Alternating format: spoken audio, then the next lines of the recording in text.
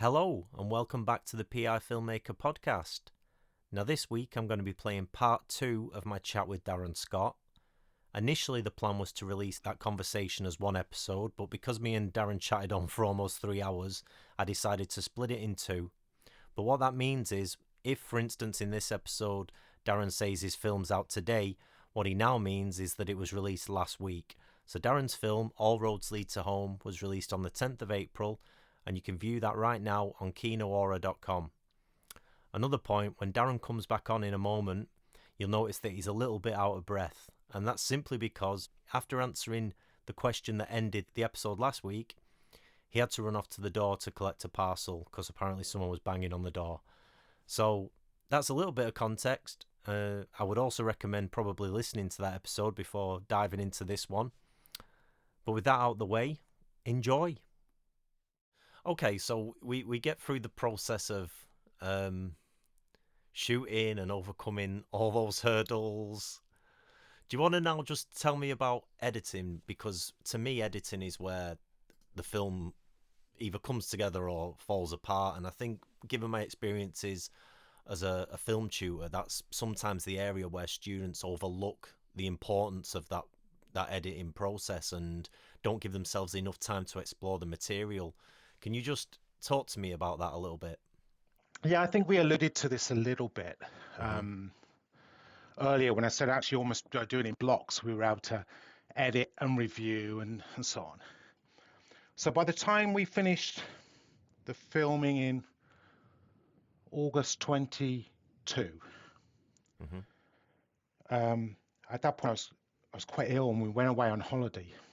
And because of the film taking all the money that we had, it had been the first holiday we'd had for 5 or 6 years.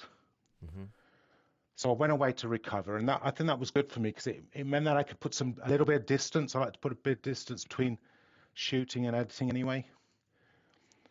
And I think the reason I do that, I don't know whether you get this, but when you're shooting and then you look at the footage, I I don't know what the term is, but I call it outside the frame experience. So you sort of you're aware that that person was giving you some grief that day and they're just off the shot and the weather was crap or you know the tension that was going on. Sometimes when you're the director and the editor, as we often are in these situations, you're looking at the footage and you're too aware of what it took to get the footage. Yeah. And I think that's sometimes bad because also when you're working at the sort of levels that we're at, even small amounts of money feel like a lot of money. So I like to get to a point where I'm not thinking about the stuff that happened outside of the frame. I mean, you never forget it, but you try and let it go a little bit. Yeah. And you're also stop thinking about how much money that shot will cost you if you don't use it. So I think having some time between shooting and editing is really good. I think for me, I have to refocus because I know it's the cliche. You make the film 3 times. You write the script, you shoot it, and then you make it a 3rd time when you're in post. And I think that's absolutely true. And the editing and post-production is the most fun bit, especially if you think for auteurs.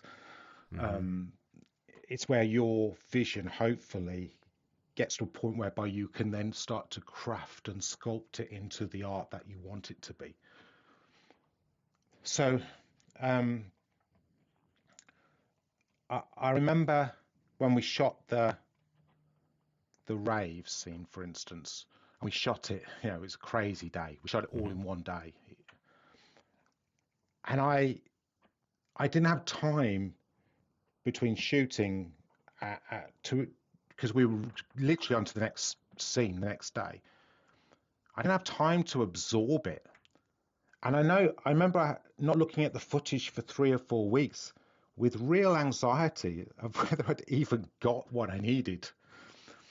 And so when I came to edit it, I was scared, and I kept trying to avoid editing it because I was thinking I'm going to find a real nightmare here. I was doing everything else, all the stuff that felt good. I was editing that, and it was editing really quickly, and it was editing how I want it. I'm going, I'm not touching the rave, not touching the rave. I remember one Saturday an image going, you actually ever going to do this? I really want to see this. I'm like, okay, I'll do it then. I remember spending all day, and she came up about 8 hours later, and she said, what have you got? I said, let me show you. And she's like, wow, this looks so good. And I'm going, I'm so relieved because I really thought I'd messed it up, you know. And I think I'm looking at the stats now. I said I got this spreadsheet. I spent 157 days editing. Yep. And we spent 63 days in post sound and 35 days in post grade. So that gives you a total of what, 200 and something over 3 years. Yeah. So and the runtime on the film, just to give that some context, what's the final runtime of the film? 1 hour 45. Right. So there you go, to the listeners. That gives you an idea of how long you can spend on these things. Well, yeah, I mean, also it's the ratios as well. I can tell you we shot 30 hours of footage in 28 days, which also goes to show you the ratios of filming to time it takes. You know, on average, we were doing 10-hour days, and we were getting just, according to that, just over an hour and 10 worth of footage in the camera, which a 1:10 ratio, 1:8 ratio is pretty damn good, I think. And then when you come to editing, and I've got 30 hours down to, let's say, 2 hours for maths. It's a 1:15 into the edit. Yeah. And I could have made a longer film. The first cut was 2 hours 25, because the thing is, we had all these songs. Okay. And then I knew I had to get it to sub 2 hours. The first proper cut by the January 23, so 3 months after filming finished, I had a first cut, and that was 1 hour 58. And in the end, I got it down by 15 minutes. So was it, sorry to interrupt, was it just in terms of getting that runtime down, what were you attacking, the songs, or was the little character moments as well? Like, yeah, how did you start to sort of sacrifice, and what did you prioritize? Okay, so because the way the script was, there's no exposition in the script, because it's one of the things that drives me insane. Trust your audience to be intelligent enough to know what's going on. I know that's not vogue these days with second screening. I sat through Wednesday yesterday, and oh my God, it's literally, while they're doing things, the characters are talking about what they're doing. Oh, the Netflix show. Yeah. Yeah. Oh, Okay. it's just unbelievable. Anyway, I mean, it's not a bad. It was entertaining, but oh my God. Anyway, that's another story for another podcast. But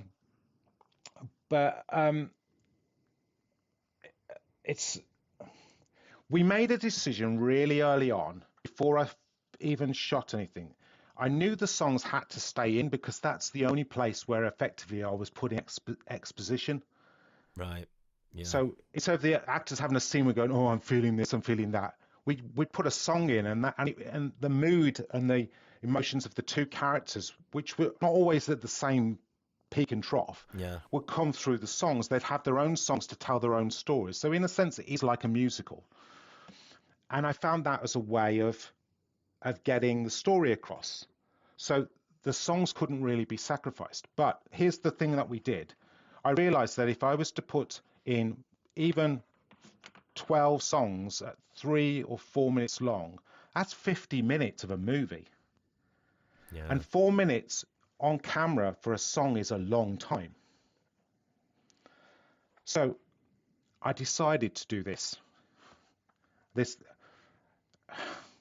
In one sense, I don't want to say this because of people, but what we decided is I'd make it a feature of the film that Matt never ever finishes a song unless it's with Amy. Interesting. So, and that fits in with the idea that he needs Amy in order to Yeah, achieve yeah. his goals. So only the songs that she sings with him get completed. That allowed me to narratively say something about Matt and the influence of Amy. Yeah. But it also gave me, we talk about how do we take problems and create them into a virtue. This was another example. So Matt never finishes a song. He always gets interrupted or stop when Amy is not with him. Hmm. In fact, she gate crashes one of them, Yeah. um, and stops him in his tracks. And well, I'm not going to say anymore. But that's if you watch the film, Hmm. what that meant was is we could get his 3 minutes, 4 minute songs down to 1 or 2 minutes. So Got you. we could still get the song performed, so it still feels as if songs come thick and fast. But I was able to get the screen time, the run time down. So when it came to making editorial decisions on how do we get it down, there was no room to cut any songs because the songs were so integral to the plot. Hmm. For instance, if I was to take out, the only song I could probably take out would be the Fate song, but you'd have to take out the entire Fate sequence. Yeah. And unfortunately, you then have to take out the Day Is Mine song that comes straight after it, which is a segue into Wales and that amazing montage that we did. Yeah. So it was impossible to take those out. But you couldn't take anything else out because it was just too plotted. So we had to make some really serious decisions around the sub characters. Right. So the Bex and Tom characters were the ones that their story got hurt the most. And that was in line with all of their stuff was shot in that first block as well. But they got cut not necessarily because of the issues of COVID. There was an element of that, but because something had to give. And you see, so once Matt and Amy go on their road trip, there were several scenes where we go back to to Bex and Tom, them reconciling and them seeing their relationship build, so that when towards the end, when what happens at the end, no spoilers, it kind of resonated more. But what I found when I edited them in is it actually slowed the pace of the movie down, constantly going back. It almost helped the audience to forget about them, just drive Matt and Amy on. So, for a bit of context, do you want to just tell the difference between Bex and Tom? What are they in the story? Sorry, yes, Just so the yeah, audience yeah. like, who the hell are Bex and Tom? Bex and So, Tom. so Bex is Amy's best friend at the Yeah. office, Hmm. and Tom is her boyfriend. Yeah.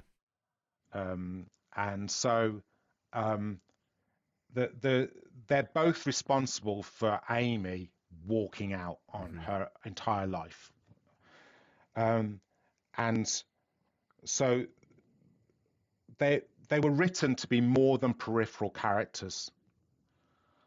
Um, on the release next week on Kinora, I've actually got one of the scenes, which is really beautiful between the two of them, which got cut and I put in as a deleted scene. Okay.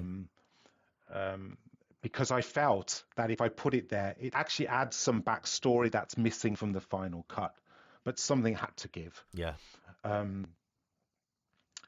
So when we got, so we roll forward, and between January 23 and November 23, I went into the first phase of post-production. Hmm.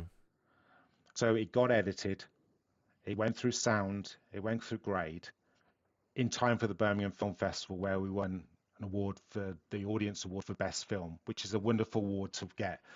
We can talk about festivals if you want, but if I we've was got going to come time. on to that because I was going to say, so the film did play at festivals. Yeah, it I did. mean, do Well, you want to talk about that? Yeah. well, we'll do. I'll get through this post element Okay. thing, but and so I went through that phase, and I made some decisions to try and get the film quicker into the road trip, and I cut an awful lot of the front of the film out. Hmm. And quite interesting, when he went to the Birmingham Film Festival, a lot of filmmakers came to me and went, "Your act two is really strong. Your act three is really strong. What happened with act one? It's almost like it wasn't the film you were making.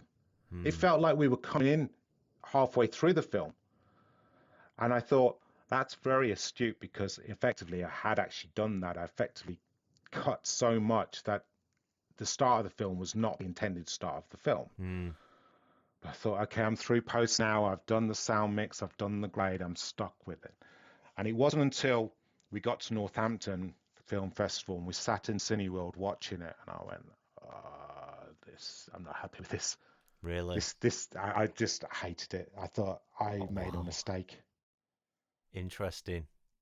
I mean, don't get me wrong. We played out full again, Yeah. and the praise, everybody loved it.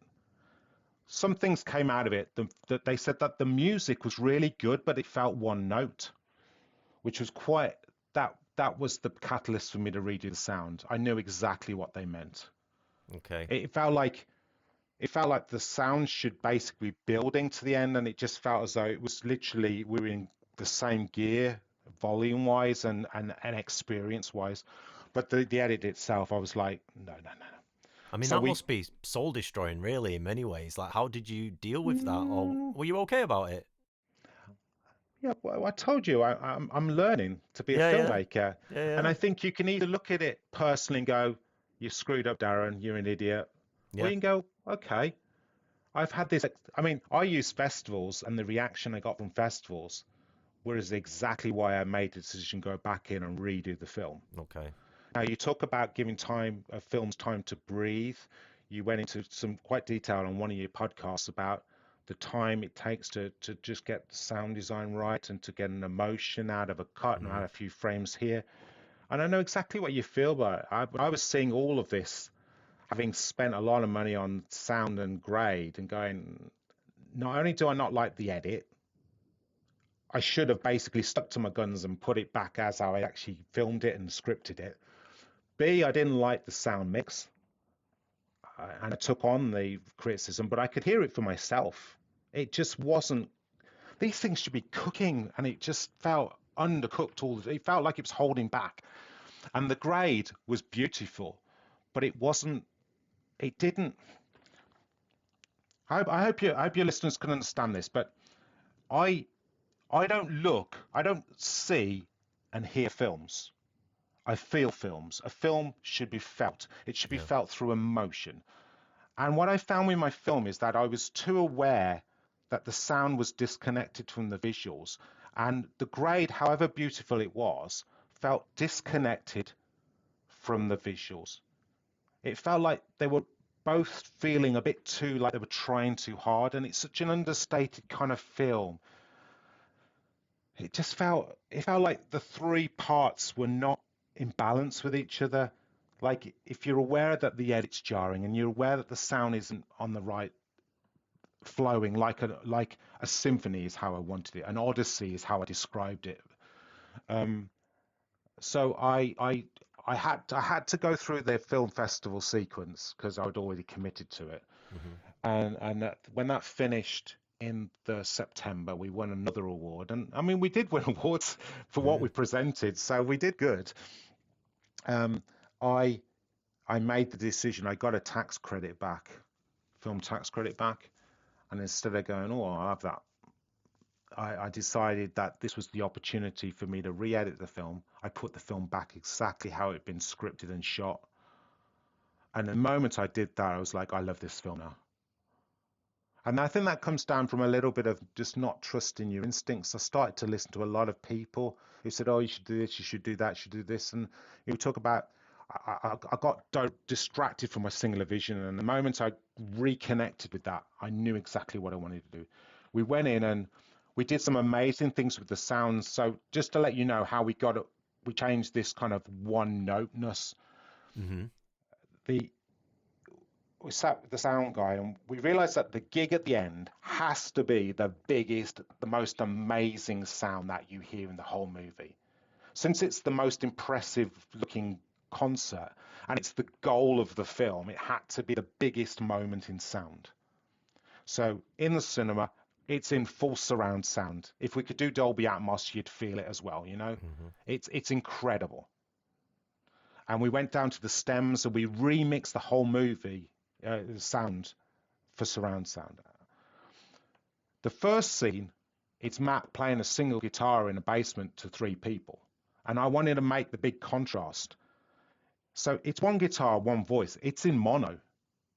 Yeah. And as the film gets bigger, we go from this constricted, isolated kind of urban world Mm-hmm. that constricts Amy in. So it's all muted greys and blacks and blues and real muted tones. And as her journey goes on, the world gets open up into the countryside. It becomes colourful, and we see the greens and the blue skies, almost like this butterfly effect. Her colours become yellow in her costume. And as that's happening, and the visuals become more open and freer and bigger, and the lensing changes, Mm-hmm. we have the sound go from mono audio to stereo to surround sound. So you go on a real, as the visuals are opening up, the sound is opening up and the color is opening up. And that's what I did in second post-production. And I spent another 9 months Wow. after the festival run to get it right. That's incredible. But I love how you're talking about using the tools for storytelling purposes, not just as like, oh, we can do this beautiful grade. And it sounds like you were getting maybe sucked into that a little bit, thinking about how to make it look great and sound great. But then you've gone back now and ensured that those elements serve the story and serve the themes and the Yeah, emotions. absolutely. And you end up with something that just sucks you in. Mm-hmm. I mean, I doubt, okay, that's really harsh. I don't think people will necessarily notice the differences in the sound, Right. but they'll feel the differences in the sound. It'll feel bigger in the big, as the film, we talked in terms of, we shot it pretty much linear, and the film just looks and gets better as their journey gets bigger and better, and it gets more colorful, and the sound gets, it's kind of, it really takes you on a journey that's very aspirational and inspirational, and then we got there, but it needed me to go through the festival run and realize I'd made mistakes. Yeah. I'd got I'd got I'd got more focused on the technicals of doing it Mm-hmm. than the visuals and the feels of doing it. Yeah. And that's something I will learn next time. Is I think I it's will incredibly brave of you, and like you've clearly parked your ego to say, actually, because not every filmmaker's prepared to do this, actually no. hold their hands up and say, I maybe have got this a little bit wrong, but so I commend you for that. And I think obviously it's something that a lot of film students in particular should really take on board here in what you've said, because some are like, no, this is what I'm doing, and even when people are saying no, no, no, no, they push ahead. And whereas you've looked and gone, no, actually, I do need to rethink what I've actually done here, even at this point where it's been screened for audiences. Yeah. But I think also audiences give you such good feedback, Mm, stuff that, and I think you just have to be open to that. And I mean, what you got to realize, that the driving reason for making a film, mm-hmm, right? Uh, I am a filmmaker now. I'd like to think I can say I'm a filmmaker now. mm-hmm, But for me, what that means is doing something that is making the film that you want to make. I'm not making a film necessarily for an audience. I want an audience to see it, mm-hmm. but I also know that only half the audience is going to like it. And I think, as was it Rick Rubin always said, Yeah, yeah. make your art for yourself. Self And that, first. and I've done that. What I didn't want to do is get to 20, 30 years time, go, oh, I wish I'd done that with this film, and I wish I'd done. I put all this time, all these years and energy. If I was not happy with it at the end, what's it worth? Yeah. What did I do it for? Now, the biggest thing that I got out of this is I learned how to be a better filmmaker. The experiences I've gone through, even doing post twice, was a massive experience. I actually learned more than that than probably most filmmakers make by if they had 3 or 4 seamless post productions. Mm, What are you learning? It's like, yeah. you only learn from your mistakes, and mistakes are good. Correct. I I agree. think I think this day and age, everyone's striving for perfection. It's like modern films. I saw one battle after another. I got it for my birthday, and I'm a huge Paul Thomas Anderson fan. Mm-hmm. And I thought it was a good film. Mm, I'm not so sure it's as great as his other films. Yeah, There Will Be Blood, Magnolia, Boogie Nights. And I think what the issue is that modern technology can create perfection, and it doesn't allow mistakes. It doesn't allow those happy accidents. It doesn't allow the dirtiness and the graininess of even films 20 years ago. And I'm not even talking about film versus digital. I'm talking about some of those early noughties films where we were just transitioning in to some of those SD cameras. It was digital, but it still looked as if it was shot on film. And I think the lighting is all too bright, and there's no shading and shadowing, and the Netflix Wednesday thing we talked about yesterday, it's all just too perfect. And they've got Jenna Ortega's face, and I can tell they've masked her, and they've literally put a beauty TikTok type grade on her face, because it was just, you could even see the imperfect, the digital interlacing on her skin, where I know DaVinci Resolve has got a beauty thing on it, and they've clearly done that on her face. It's like to take every flaw, speckle, and everything out of her face. And I just sat there going, why have you done this? It's just, it looks horrible. It just, and it's like, why can't we make mistakes? Why can't you have the flaws? Why can't you? Yeah. I try and create like a realistic kind of feel to my films. And I'm only two films in. Really, I'm only one film in as far as I'm concerned. But and I haven't made a perfect film. I'm sure we could be honest with each other and say there were moments in my film that you didn't like or didn't work. And if I'm honest with myself, there'll be a couple of moments that I don't think work right. But it was the best I could do with the resources and the time that I had. And my average on that film is quite high. When we look at sound and the grade and the production design and the costumes, if we want to talk about costumes, I can tell you that every decision on every costume was made for a reason. There's a story and a message, whether you notice it or not, it's there. And same with the production design, same like we described with the sound and the music. Decisions were made at every point where it was only to benefit the film and get the average of that film higher, which is all you can do. And I think a lot of that was done in post, and I found it a fascinating process. But yeah, Yeah. it's So obviously, like, we're going to get on to distribution now. And you did play festivals. Like, yeah. I've done an episode on festivals. What's Hmm. your feelings around festivals now? Like, did you get any rejections? Or because I can imagine this film, and it goes back to like the same as what I said about X. If you stuck a couple of like big name stars in this film, it's exactly the thing that I think any festival would be programming. But do you want to just talk about your experiences and maybe even how much you threw at festivals? I mean, if you're I, willing. yeah, I actually worked all this out beforehand. Okay. I wondered if you were going to ask me this because of your previous podcast. Yeah, we just what you said. We always thought if Hollywood made this, the guy would have been about a 40-year-old ex-musician wasted out, Yeah. and the girl would have been an 18-year-old something wannabe, and they would fall in love. Yeah. It would be in a different movie. But anyway, um, I think it worked with the actors that we had. Right.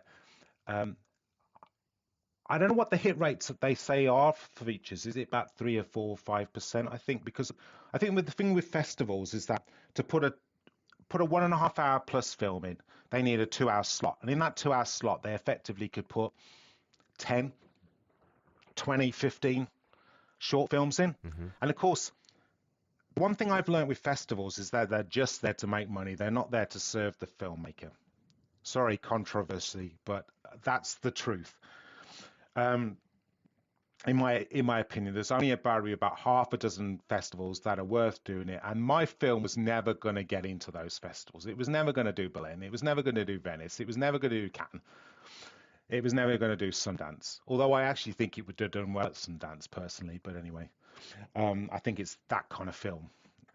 It did really well at two Toronto festivals, I have to say. So the Canadians loved it. But I I think it's really hard for them to program it. And I think if you don't have a name, then they're really not, they don't believe their audiences are prepared to sit and watch an hour and a half, 1 hour 45 feature film that's got no names in it. Is that a modern trend when people's attention span is 10 seconds of TikTok? Or is that them just going, well, if we put 10 short films in, those 10 short films will have usually crews of about 15 to 20. So they'll all buy a ticket.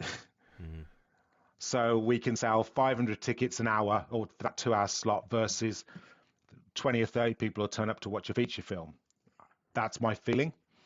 And I find that the festivals where you buy a ticket for the festival or the tickets are free and you pay for things like galas and so on work better because they're not like Birmingham, for instance, is fantastic. You don't pay to see the films. Right.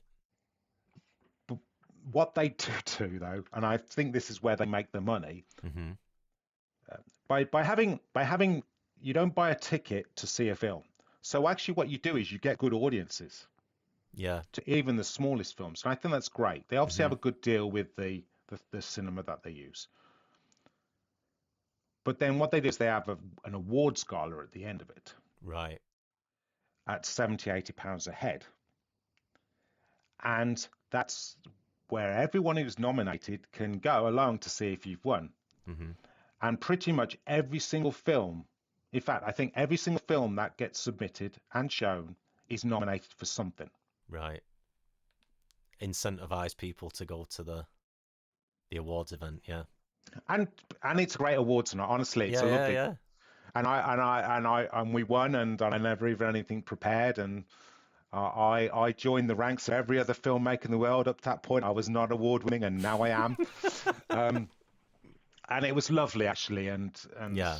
you know, and it was fun, and you know, we opened the festival with 450 people. Yeah. They had to use the disabled seats and everything, Yeah. and it was amazing. We had a projection failure as well Oh wow. just before the gig at the end, and I had to. I was close to tears. I'm sure. And I had to get up in front, and while they fixed it for 15 minutes and talk to the audience. Oh no. But what it was absolutely clear is people really were desperate to see the ending. Yeah. But anyway, we're digressing again. So you wanted to ask about numbers. So Yeah. I applied for 36 festivals Okay. at varying stages. I went for a lot of Midlands ones because I thought I want to go to festivals where I can turn up and be present, and not just turn up for mine, but go through the week and meet other local filmmakers, actors, you know, widen my circle. So 36, I was not selected in 16. So that's 45% of them did not select me. I withdrew from 3 of them. Okay. Because I thought it was one of those where you'd paid a lot of money and then I was in, provided I paid more money, or All right. and I thought you are a scam, and I Yeah. even reported them, and then they were quite nasty about stuff. So that was 3 of them. Okay. But I was selected in 17 out of 36, which I thought It's not bad. that's 47%. Okay. Which I think is quite high for a Yeah. feature. I would have thought. Yeah. Did you From target any of the big ones? Did you throw any No, money? No, at all. only Rain Dance. Okay. Oh, Rain Dance, our old friend Rain Dance. Okay. Yeah, I don't mind. You know, they do what they want to do. I think what I've learned here is that it's not for the filmmakers. I Yeah. think there's only the big ones that are worth it, and I was realistic enough to know that I wasn't good enough for those. However, we were in 17 of them, and we had some really good experiences. Birmingham was particularly good experience. it's my hometown, I guess. Yeah. I was quite proud. Northampton, which is actually closer to us, it's only 20 minutes down the road, Mm-hmm. was a great experience. We turned up to a lot of that festival. We sold out in a Cineworld. I mean, I'll be honest, that was the night where I realized that I needed to redo my film. But the awards were straight after, and I remember it was packed in there, and they went feature film, and everyone was expecting us to win. I could sense that, Yeah. and when we didn't, I remember the audible gasp that came out of the audience when our name wasn't named, Wow. and I was like, wow. I was like, but we won at 5. Yeah. We were a finalist in 2 and a nominee in 1. So 8 out of those 17, we either won or were like in the top 1 or 2. Mm-hmm. And do you feel comfortable sharing like what that actually looks like in terms of money targeting festivals? Yeah, £1,031 and 71p. Yeah. See, I think it's worth audiences hearing that actually because it's a commitment, isn't it? It is. I mean, that's okay. So that's just submissions. Yeah. That's not including the travel it took to get there, um, tickets that you had to pay. I had to pay to see some of the films, even though I'd submitted them. Mm-hmm. You got your drinks and and the food and all the other things and car parking. It all adds up. I would say at least double that. Mm-hmm. So out of 436, you're probably looking at an average of what, 20 to 40 pounds a submission, Mm-hmm. and I got into just under half. So my money was basically funding other people to have their film shown. Yeah. And and how many doors did it open? Big fat zero. Interesting, because that's what I was going to ask. I didn't get to. I met some other filmmakers. I met some pretty snotty filmmakers actually. Um, it seemed that every time I was in a festival, it was for horror slash gangster slash some sort of urban social thing, and then nice, bright, happy, musical, all Rosalie Tove. Every single time it was like 4-1 every single time, and they're like, "What's your film about then?" "Oh well, it's to friendship, road trip, music." "All right, right, okay." I'm sure the world loves horror, and I'm sure there's a need for it. Is there? It just seems festivals just want to program horror because it's the only thing they have confidence that people will buy a ticket for. Mm. It's, but if and I there was one festival and I said to them, I said they rejected me, and I went, "Why have you rejected me? I bet you." Right, and I said to him, "If I'm right, you'll put me in." And he said, "What do you mean?" I said, "I bet you've put 5 features in, and they're all horror." And he goes, "Yeah." I said, "Right, put me in. I'll guarantee bums on seats," and we got bums on seats. Wow, that's a good story. And I think it's just like but I say it got pretty obvious where I wasn't gonna fit in at festivals. But Mm. you don't meet people who are going to open doors. You meet a lot of wannabe producers who give you their business card and they never follow up with you. Yeah. I Schmoozing. they're just wannabes. They're just trying to they need you more than you need them. Mm-hmm. But there's nobody there. There was no distributors. There's nobody there opening doors for you. There's plenty of people with advice on what you did wrong. I mean, what did you have a webcam on me all the way through this process? I know exactly where I went wrong. Um, but I also think I went right in a few areas as well because I'm sitting here with a feature film and you've got a 2-minute micro short that Yeah. yeah. I mean, so then it gets to this point that where it's getting people to watch the film after festivals, and you've hmm been on quite a journey with this, haven't you? Like we spoke about this previously, but do you want to just talk to me about the process of trying now to get this out to people beyond film festivals? Yeah, so we've agreed that festivals were not the route to market.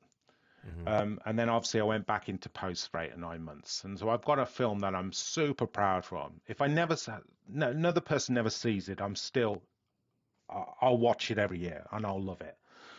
And I think that's a good position to be in, right? Yeah. This is one I'll always be proud of. So I started to then reach out to distributors. America's the biggest markets. The idea is if you can find someone in America, they usually want the rest of the world anyway. It's very hard to go to, say, the UK and then go to America, because usually the UK want the whole world and America wants the whole world. And here's what I found is that unless you've got a big festival, Laurel, no other festival matters. It gets you nowhere. It's worth nothing. If you're not a genre film with a name in it, they're not interested. They feel they can't market you with unknowns. I was also in a bit of a niche genre. And we didn't have Lady Gaga and Bradley, whatever his name is. Cooper. So found it really, really hard to get any engagement. Some people came back and were polite, but, you could tell they hadn't seen the film. I think, got to be careful what I say here. Most of the distributors in the UK, the reason I'm saying this, I might shoot myself in the foot in the future.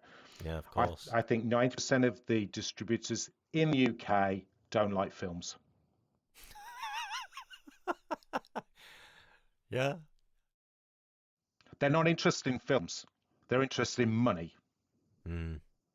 Because every conversation within the first 15 minutes ends up being about cuts, money, how much it's going to cost me for them to do their job. I'm sorry, you're a distributor, you're in the market, you know how to position this. Why am I paying you to do the job that apparently you're an expert at? Why wouldn't I just do that myself? So I had some really difficult conversations, and I felt really despondent just because they didn't get it. Yeah. And the weird thing is that when they said, "Oh, this isn't a film we put out," I went, "But I've seen another film you've put out. Hand and Heart is a worse film than I made." But you've got some. Yeah. Oh, it blew my mind. Honestly, I'm not going to say what I really feel here at this point, because this is PTSD now. But it is. But here's the thing. I did get a deal in America. Right. And it was going to be a 10-year deal. So a good deal. It was going to get me in VOD. It was going to get me in hotels and ships and planes. I mean, it was quite clear that our film was a really good film for one of those kind of like rainy afternoon kind of day films. A bank holiday film is what we call them in the UK. It appeals to a wide genre of people and a wide generic of age. And they clearly saw it. They really liked it. They loved the fact that the stories are actually based on true events that happened to me on my tour. And I could tell from the first conversation that they really had seen the film and really got it. So why is it not coming out on them? Yeah. Honest truth, this is where my principles trump money all the time. And there's a clue in that statement. Trump is the problem at the moment. I've put America on the same list as China and some of the other Koreans and some of the other places. I don't trust the American market at the moment. They basically wanted me to sign my copyright over to a US company for 10 years. Wow. Then what? Yeah. You've made this film and suddenly you don't own it for 10 years. And I might not see any money. No. I mean, essentially, I think I was going to get about 3 pence a stream. Wow. Before tax. And being America, I'd have had to pay 50% of that out as well. And there's a whole load of other things.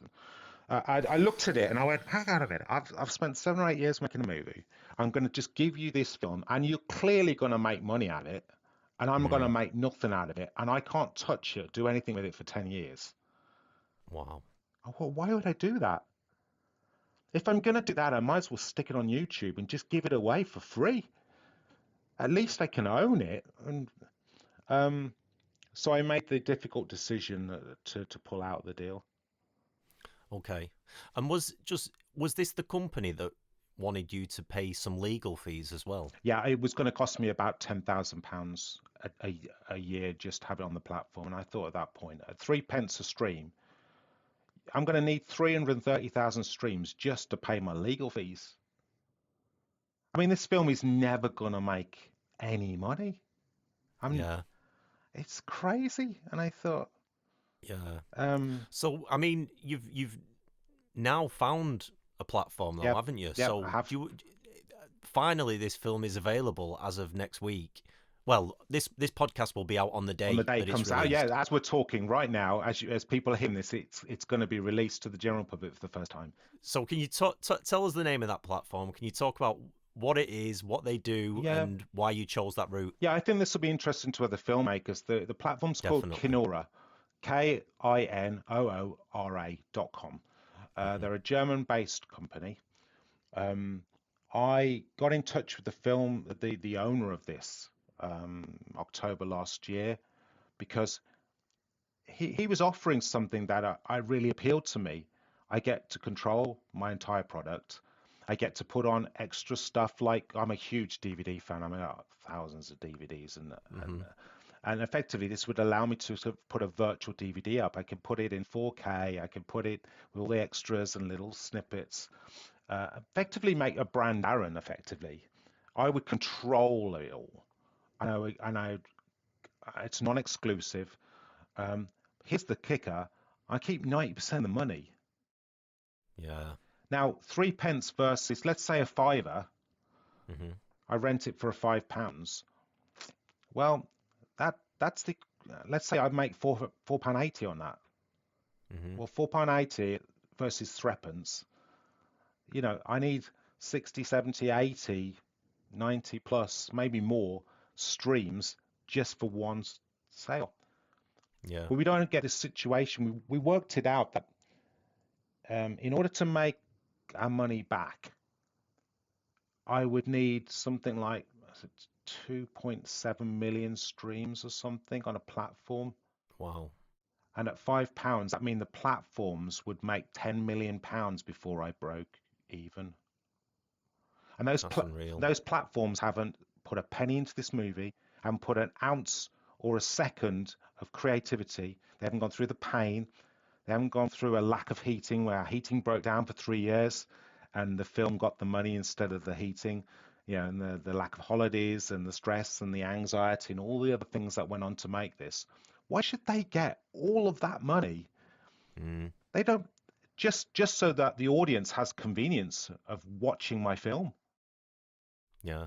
Well, should we not be reframing that it's a privilege to watch our indie films? Mm. And if people want something different and original, not a Marvel IP, which I'm not going to knock them, they do a great job. They get bums on seats in cinemas. Not many things do, but not everybody wants to watch a Marvel film. Um, and if you want independent filmmakers to make films, you've got to help them fund it. They can't keep altruistically putting their hand in their pocket to make this great art. Now, I will continue to do that because that's what drives me. I can't imagine a world where I'm not making films, even if it costs me everything, Hmm. because that's what I do. But it would be nice if my audience appreciated that and go, you know what, we'll pay £5 to rent it and watch it, instead of going, oh, just you must have the same thing. Oh, when's it on Prime? When's it on Netflix? Oh, well, Yeah. Yeah. So I mean, with this specific platform, is it desktop or will people have to download an app? How Okay, so how will it work? it either works via your browser, a bit like Mubi, Hmm. or you can actually have an app. I've actually been part of the development team. I've been Right. stress testing it and breaking it and suggesting features for it. So I feel very very good. The app is really, really good. The mobile app, the tablet app is fantastic. And so you basically will, a bit like Mubi, you'll pay a monthly fee and you'll get access to the entire suite. Mm-hmm. Or you can just pay a rental fee to watch my film. Okay. And the beauty for filmmakers is this, is that you get 90% of your rental Mm-hmm. or whatever deal you do directly comes to you. And I can sell in pounds, by the way, and I get paid in pounds through this platform. I don't have any of these exchange rate Yeah, yeah. issues. I don't have any of this because we're part of the EU and for finance and stuff. But also because of the platform, you can pay a subscription. There's a certain proportion of that money gets earmarked for the filmmakers every month. And on a pro rata basis, you get a cut of it, Wow. which is really, really good for filmmakers. Mm. You're not just relying on rentals. If your platform's out there, and let's say he gets 100 people paying monthly, well, he puts some of that money comes back to the filmmakers whose films are being Yeah. watched. So you get two income streams there. Yeah. So the people behind this, are they filmmakers? Like why have they started this? Because it does sound really fair. I think there were filmmakers who had the same situation whereby they just thought that the current streaming model just doesn't work. Mm. It's impossible for filmmakers to be economic. Yeah. I really want this platform to work because not only I actually think they're a great bunch of guys, and I've worked with them, helping them to stress test this platform. I'm using my day job experience really to help them out. Yeah. But I feel really comfortable here. I feel as though I could put all my product here going forward as branding me. It's like if you want to see a Darren Scott film, this is where you come. Yeah. And I'm comfortable that if someone doesn't want to pay the £5 rent to see my film, that's fine. I'm okay with that. You've made a choice not to watch my film. Mm-hmm. But if you want to watch it, then you can DM me. We can talk about stuff. There's extra footage. I can keep adding stuff. For instance, I'm going to be adding a director's commentary like you can on a DVD, and that'll be Wow. exclusive because they offer you a way of adding an additional audio channel. So Right. I'm going to do a director's thing. To me, it's like a DVD on a Yeah. platform, and I love that idea because I'm a real fan of physical media. Mm. There'll be soon a merchandising because obviously we've got an additional revenue stream, which is the soundtrack, which is also coming out on April the 10th. Yeah, we've got a strong bunch of songs. Mm-hmm. So we're releasing a 15-song LP. It'll be on Bandcamp again. I've avoided Spotify because Spotify doesn't pay its artists. Yeah. Bandcamp does pay its artists of a similar sort of 80-90% split. Mm-hmm. So you'll be able to stream or download on Bandcamp. You'll soon be able to buy a vinyl LP of the thing, which is gonna be amazing. I've really worked hard to create that, Yeah. and I'm dead excited because I'm a big fan of vinyl. And we'll be able to merchandise through Kinora as well. So it's exciting times. I mean, Yeah. I'm not expecting thousands of streams, and I'm not expecting tons of money to come in. But that's not the point. The fact is that I feel as though I've got a home where me as a filmmaker is respected, and we had problems with my film on some of the delivery and the testing process, and it would have been very easy for him to go, oh, I'll just re-render it and whatever. We found some issues with some of the codecs and stuff like that, Right.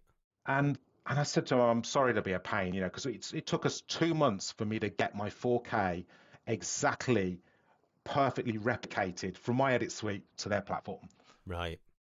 And instead of them going, oh, you've been a pain in the ass, phoning us all the time and email, they went, this is exactly what we want. We want filmmakers to be able to present their stuff in the very best way they can. Yeah.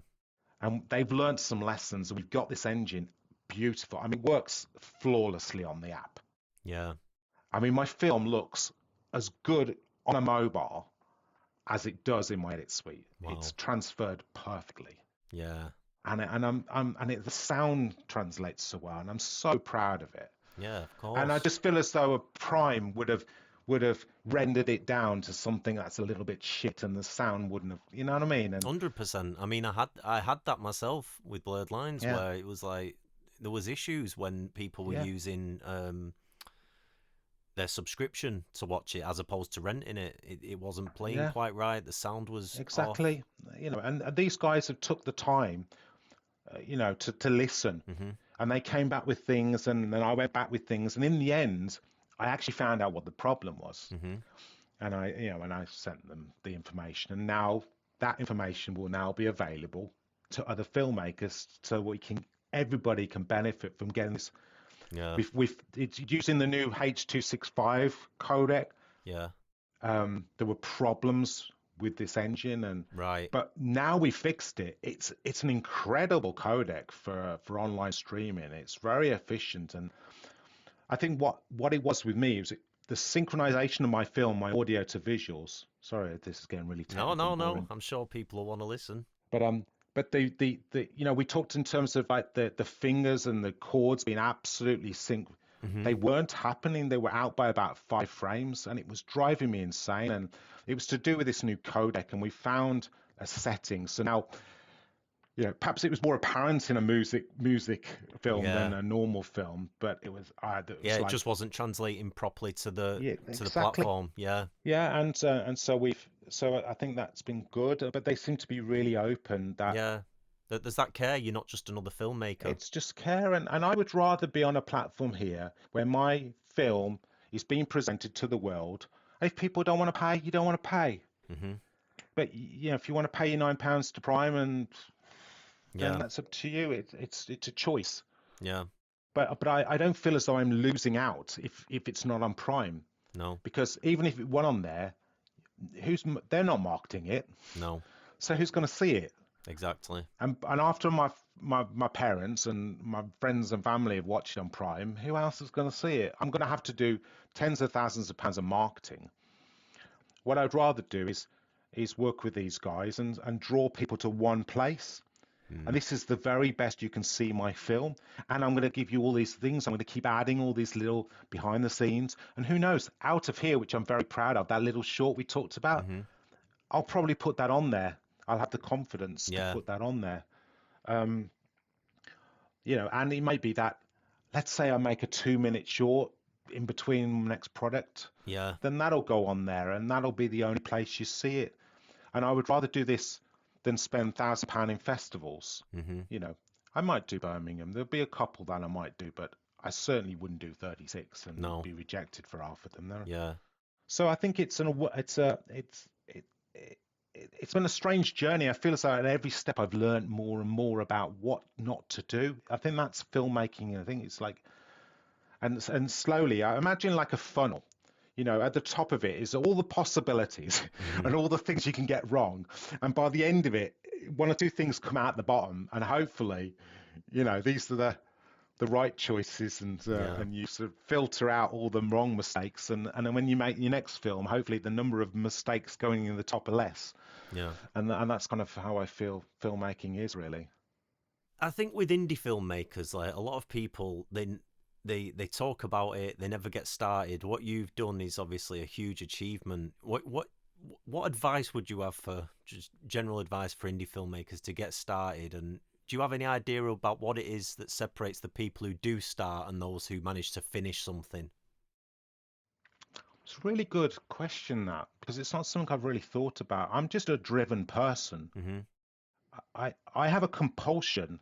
I think I said this. I went through these 13-year phases. I have a compulsion to find an avenue to express myself. And I tried pop music, and I tried composing, and then I tried theatre, and I've ended up with film, which by the rules of the game ends next year. But Yeah, we'll see how we go. But I don't know what it'd be then, writing or whatever. Um, I think it's just a drive. It's like, if you're doing it for money, you're doing it for the wrong thing, right? If you're doing it to prove something to somebody else, that's not you. You're doing it for the wrong thing. And And I just think that everybody I've ever known who's successful has done it because they wanted to challenge themselves, or or just, for me, I wanted to be on my deathbed and go, you know what, I made a good film. Mm. It sounds morbid, but that's why I was so adamant. I didn't want to be on my deathbed going, I wish I'd have done that, and I wish I'd done that with it. I can be settled with that. Something I can be really proud of, and I don't need anybody else to say that. Yeah. Um, um, when I was a composer, there's a great composer called Thomas Newman, and he once said, to be better than the rest, better than most, you just need to be better than average. Which seems a really weird thing to say, but it was in relation to the fact that I was, at the time, I was copying John Williams a lot, and it was about finding my own voice, Mm. and I was being tutored to basically find my own voice as a composer. And he says, stop trying to be John Williams. John Williams is one of the greatest, and very few people have ever are ever going to be better than him. Something like you were saying about Scorsese. We're not trying to be Scorsese, right? We can we can learn from him and be him, Mm. and so on, but we're never going to be him, right? And he said, but most people don't try. Most people don't start. If you've already started, you're already winning. You're already ahead of the game. If you finish, you're already better than the average, because most people don't even finish. Mm-hmm. And I think what he's saying is that you're never going to be in the top 10, 20 composers, Mm. but you can be in the next rung or the rung after, and between the average and them Mm-hmm. is a really good place to be, because you can still learn, and I think you can still develop. I mean, you said something about Scorsese learning about that, what he learned something in the edit suite after 50 Yeah, years. yeah. And isn't that a truism? I think that every day you should be a school day. You should learn something new every day. And it doesn't necessarily mean filmmaking. It could be about writing, it could be about art, it could be about politics, or just about yourself, or find something about a relative you didn't know, or a story or something. As long as you're learning and open to learning. And I think some of the issues you've had with some of the stories about your students, again, we'll be careful what we say, is that I think they actually have approached filmmaking with a closed mind. They're not willing to listen to what other people have got to say. And we're not even saying Mark Duggan or Darren Scott is even right. We're just saying we can give you our experience, and you can take from that what you want, and you might find a little nugget that might just help you. Yeah. And I've known you for 10, 12 years now, Mm-hmm. and I've only ever known you in that situation whereby you're just trying to give your experience. You're not even trying to give advice, I don't think. You're trying to just say, these are my experiences. They might be helpful to you. But but I think there's people in the world who will take that in a positive and run with it, Yeah. and those that won't. And I just think I'm someone who's took my ego away. I think you mentioned it earlier. You Mm. said you just gotta to be able to look at a film and go, I got this wrong, Mm-hmm. but and what do I need to fix it? Yeah. And I think that comes from an openness. And I think if you would just approach life generally with an openness that you are flawed. Yeah. It's to err is to be human, I think they once said, and I think that's a great approach to life. Is keep your eyes open, keep your ears open, keep your mind open to change, to learn and develop, and you'd be amazed what you can achieve. Yeah. And that would be the only advice I give. I just think a lot of people just go, I can't do it because I haven't got this camera. Well, you don't need a camera. I, Darren Slott, have never owned a camera in my life. Yeah. Yeah. And it's like, it's just like You can make it when happen if you want it to happen, if can't you you? want it to happen, yeah, And it does involve sacrifice. It does involve like letting certain things go, because like with yeah, Blurred Lines and Notion, I definitely could have been having nicer holidays and hmm more theatre trips, but you yeah, sacrifice some of that stuff so that you can Yeah. make your art. We had an oil boiler and it broke down Yeah. in 2021. We went 3 years without any heating and hot water. Wow. Hot water was boiling a kettle, and heating was electric heaters and jumpers and Yeah. duvets to stay warm. And we're out in the countryside here. Yeah. It got to a point where your breath was visible in the house. Wow. And it was either like, yeah, we can fix the heating, but I ain't finishing this film this year. And thankfully I have a partner who's kind of knew what I was trying to do. Yeah. And thankfully now we've got heating. But the point of the matter is that it's like, if you're putting up barriers and reasons why you can't do something, you shouldn't be doing it. Mm. Because you've never been in a world where the technology doesn't allow you to do this. Mm-hmm. I mean, when it's like when we were doing the music score, and Jason and I was like, we were like, well, what are we going to do? And we said, right, okay, Aaron, let's pretend that the music score is being made by Matt and Amy on their travels. Right, okay, we've talked about limitations. Right, so we need a drum machine and a guitar and maybe a little plinky ponky synth. They can't have any more than that, and they're running off a battery.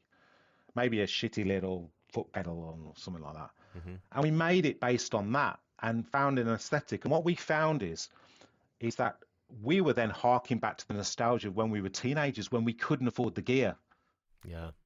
Where we were going to secondhand shops and buying foot pedals and little reverb units. And we were ending up using that kit in this state-of-the-art studio. And we were using really cheap kit to get that aesthetic. And we had so much fun. But the point I'm making is now is you've got cameras and you've got all the technology. There's nothing that stops you filming and editing. There's nothing even, you can even buy little clip-on Rode mics now, which are really, really good for sound. There's nothing stopping you making a movie. No. Whether that's a 1-minute movie or a 5-minute, a 10-minute, or even a feature film. Look at Sean Baker and Tangerine and stuff like that. And look where that journey started. And look where it is currently within multi-Oscar winning, within 10 years from shooting on an iPhone. Yeah. He'll tell you, you've spoke to him, but he'll tell you that every day has been really, really tough. It's challenged. And, Yeah. it's just, It is. It's tough. I mean, but something compels us to keep going. And with that, is there thoughts on what you might do next? I know you've obviously just got to the end of this, but do you have? Because I remember, I think all roads lead to home goes further back than you remember, because when we were shooting the GoPro scenes for Hanging in There, I remember you briefly saying, "Oh, I'd love to do a road movie." I remember, and that was 2015. wow, 2015. And I just remember because you just suddenly said it, and I thought, that's interesting. So it does go back even a little bit further. Yeah, I think I knew I wanted to make a road trip based on my first tour.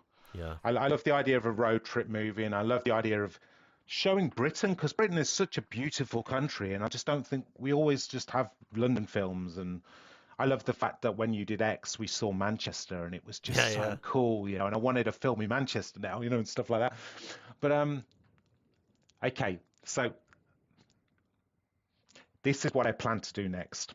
Okay. If I can, right? Yeah, I mean, so we talked about the fact that every film that I went up against was a horror film. right. I don't even like horror. I mean, I like American Werewolf in London, and I liked The Shining, and I like psychological things. But I've decided that I'm going to make a horror film. Wow. Okay. I'm going to do something in a genre that I don't like, but I'm going to do a different type of horror. Okay. There we go. Yeah, and the reason is I've decided that it's not a case of if I can't beat them, join them. Right. But I'm going, okay, if everyone's telling me that's what the audience wants, okay, you'll get a Darren Scott horror, which it'll have my own aesthetic, my own sensibilities to it. It'll be a different type of horror. Okay. Yeah, it's going to be very Black Mirror-ish. Okay. So is this like a more like a 5-10 year plan at the minute? Is I that the can't be. I can't be. it can't be. My plan. It was going to be Project 26, um, but it's now Project 27 because Okay. obviously I went back into post for 9 months and it's pushed me back a little bit. And I feel as though I have to complete this. So this Monday is Bank Holiday Monday, and I've allowed myself a day off, and I'm going to start writing the script. I have a title. Um, Love You to Death is the title, um, and it's a thriller with a near future sci-fi element to it, like a Black Mirror thriller. Okay. But I've putting horror elements into it, Okay. which kind of work with the story, Yeah. and it's going to be a smaller budget, and I'm I've having learnt a lot. I've put some limitations into how I'm going to do this. So Okay. those limitations I've been thinking about for about 12 months now. Mhm. I spent 6 months world building. Yeah. So we had to create the tech, which gave us the Black Mirror. Black Mirror, it always has some sort of tech that feels just like it could be on the cusp of being real. So we've spent 12 months developing a tech that could feel real, could work. It's based on scientific papers that I found. Okay. So to me, it's grounded in a reality, and I think it could be 5, 6 years away from being real. Everybody who I spoke to about this has told me I need to make this film before it becomes reality. Okay. And when we watched Black Mirror the other day, because I'm about a year behind on all TV at the moment. Mhm. And I was just dreading watching Black Mirror. I love it, but I was going, if my idea comes up in one Yeah. of these Yeah. episodes, I'm going to be goat. But yeah, I'm coming up with a new way of shooting. Okay. Because I needed to limit my costs, which means I needed to shoot in a different way, but a way that people just don't go, oh, you've shot it cheaply. Got you. I needed it to be shot in a certain way that A makes it cheaper, but actually serves the story. And so that made me think one way. And then it was like, okay, so now I need a technology that could serve the cinematography. And so I almost reverse engineered the idea back to technically and my limitations. And that's took 12 months just to figure that out. So, you talk about your students and other filmmakers. This stuff takes time. Yeah. So I've been working with a story writer. He's actually someone I've known about 40, 50 years from school. And I decided to do the world building with him. And the strangest thing is that we decided to, first of all, create the tech. The tech had to work. Mhm. We then decided to test ourselves on how this tech would land in society. So we spent whole calls about religion, government, um, military, relationships, economics, gambling. We literally crime. We looked at every aspect of society of how this tech would be utilized and abused, because all tech is abused for good and bad. And then out of that came a particular story. Now the great thing about this is we're sort of doing a 2001 with this, where Arthur C. Clarke and Kubrick got together and wrote a story, Mhm. and then Kubrick went off and made a film version of it, which was slightly different from the book version, but there was a kind of an crossover. There's a bit of a Mhm. Venn, but well, we decided that we weren't going to copy that and make a book alongside the film that was exactly the same, because I think it'll either do the film no good or the book no good. But what he is going to do is because we created such a big world and I can only put so much in 90 minutes or whatever the film's going to be, there's an awful lot that just won't be covered. Mhm. So he's going to write short stories around the other things. And Oh, so it interesting. could be a character that might be just a supporting character or a passerby character. And it might be from their point of view how the tech affects them. I think he's going to take one moment in the film and expand on it. Mm-hmm. beyond the film. So Interesting. we're gonna have a companion book. Um, we're debating whether to go for a graphic book Okay. and actually release the graphic book first and almost get a sort of a following Yeah, build up some, yeah, an audience for it. Yeah. who then would want to see the film. Yeah. And I think this is really interesting about what you're saying with being aware of your limitations, because having taught filmmaking, it's something that no matter how many times I used to speak about it, people didn't actually consider like the limitations and their in terms of their resources, in terms of their budget. And it's great to hear you talking about that and thinking about even your understanding of your own creative limitations, like when after you made Hanging in There, but now you're Mhm. thinking about it again. Okay, financially, I can't do another film at your second feature. How am I going to make this one a little bit cheaper? But a How better do I go? film. Yeah, but so how can I do that? And I Yeah, think yeah. that's great to hear, because that is indie filmmaking, thinking about those problems, because you can't just throw money at the problem You all the can't. time. And the thing is, it doesn't even make sense to throw money at indie filmmaking at the moment because there's no market. The No. streamers have took all the money, Yeah. and it's not viable. So if I've got this compulsion to make a film, I've got to find a way of making a film on a lower budget. However, Roads have such a high bar for me in terms of the audio and the visuals. Now, obviously, it came with a slightly higher budget because we spent 5 years making, there were 40 pieces of original music in that. And that obviously brought a certain level up. And it also certainly brought problems in the post production and so on. The fact that I'm on a road trip, we did 32 locations in 28 days. I mean, that brought its problems. Yeah. So the idea is I'd contain a story down to a handful of characters, a handful of locations. It won't have songs in it. These are Yeah. all the things you shouldn't do on an indie Yeah. Yeah. budget, by the way. Um, and but that way I can keep my level up. I can't imagine making a film any less quality than the one I've just made. And ideally, I need to make a better quality on half the money. Yeah. Or else, to me, the economics don't work. Yeah. Um, but I've got to do it, so I've got to find a way of doing it. Yeah. And I have 3 films in mind to do. This seems to be the one that could be commercially okay and certainly get some profile. Even bad horror sells. So I actually don't think this will be a horror film, but there'll be horror elements in it and enough that people who like horror films will like this. Yeah. Um, I mean, that sounds really great. Yeah, I love that you're getting back out there and you're going again. But I mean, in the meantime, obviously, this film is going to be available. Do you want to just give um another plug? Go for it.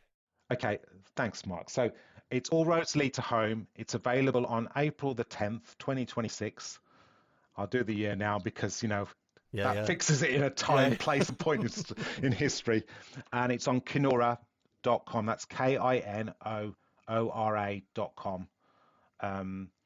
And the social media platform is at All Roads Lead to Home _movie.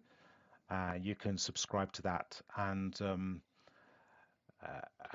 all the information will be in there as well. I'm always happy to get DMs and emails from anybody as well.